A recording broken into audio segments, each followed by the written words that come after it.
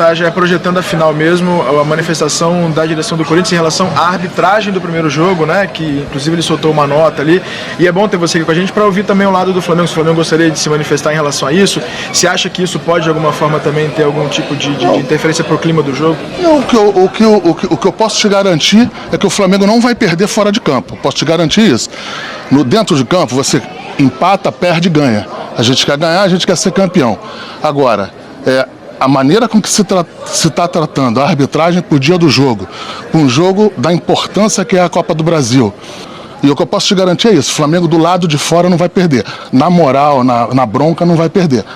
E na moral, na marra não vão ganhar aqui.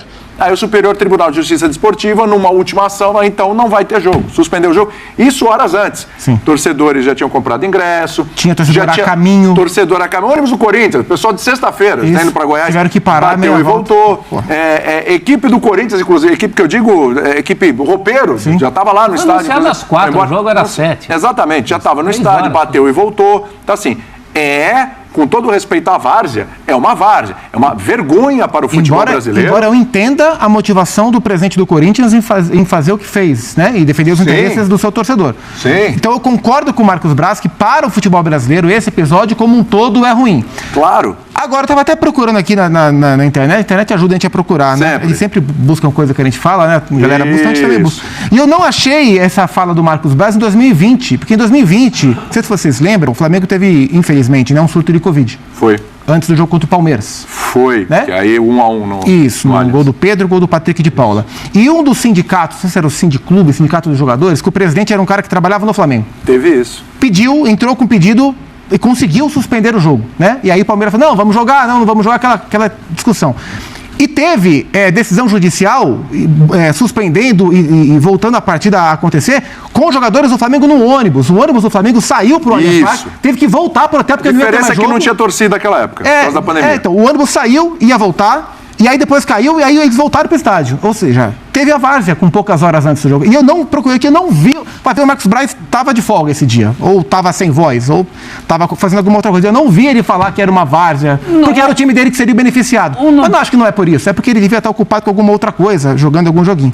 E eu discordo dele quando ele fala, e explica até, especialmente sendo o Corinthians que está envolvido na quarta-feira na Copa do Brasil. Que diferença faz para o jogo de quarta-feira o Corinthians ter jogado ou não hoje? Nenhuma. Os titulares nem viajaram.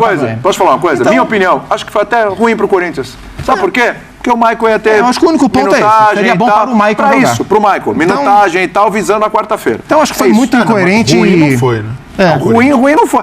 Ele insinuou ali num conjunto da obra que está supostamente havendo um favorecimento, coisas estranhas acontecendo, favoráveis ao Corinthians. Ele até em algum momento faz uma ressalva, não estou falando do Corinthians, mas no final insinua, deixa isso evidente.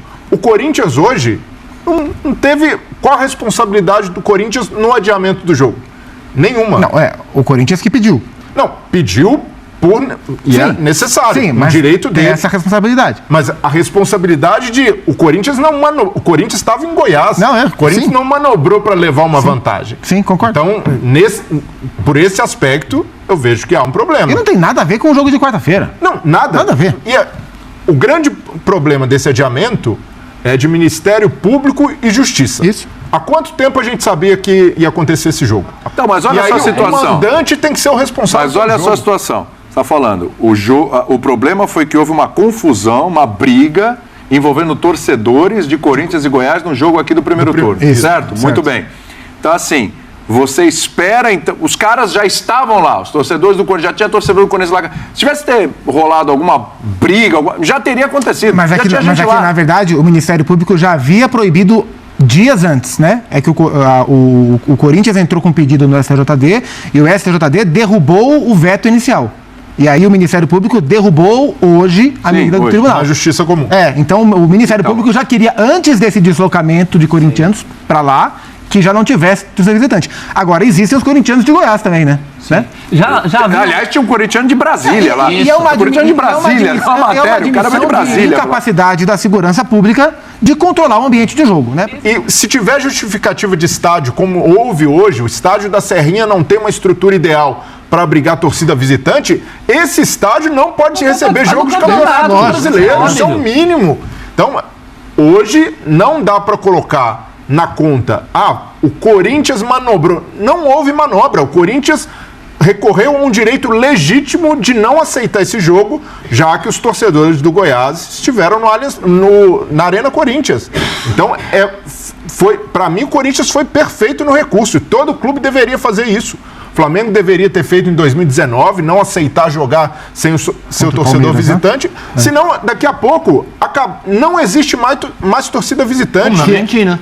Que é uma ideia, por exemplo... Na Argentina tem estádio neutro quando eles vivem se degladiando. Que é uma ideia do Atlético Paranaense, por exemplo. O Petralha já falou que ele é contra ter torcida visitante. Verdade. É uma ideia do Atlético Paranaense, por exemplo, não ter mais torcida visitante. Não é o ideal, mas pelo menos é o que está combinado. Mas há um movimento orquestrado, esse sim, para acabar com torcida visitante. Já acontece aqui em São Paulo.